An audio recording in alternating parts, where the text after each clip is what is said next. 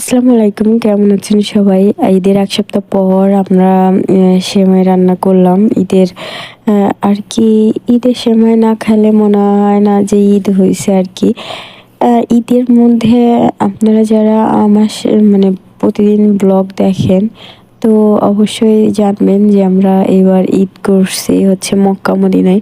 যে কারণে আমাদের খাওয়া মানে ঈদের যে রান্নাবান্না, খাওয়া-দাওয়া কোনটাই হয় নাই। আর এই দেশে তো হোটেলে প্রায় সব হোটেলে খ্যাপসা, ব্রোস্টেড এগুলো ছাড়া আর পাওয়া যায় না। দেশের খাবার খুবই কম পাওয়া যায়। তো সেজন্য ১ সপ্তাহ পর আমরা ওখান থেকে ঘুরে আসার পর তো ভাবলাম যে না আজকে একটু সেমাই রান্না করি। দেখি যে ঈদের মানে আমেজটা এখন একটু পাওয়া যায় কিনা। তো সবাই কেমন আছেন জানাবেন। আর এই ১ সপ্তাহ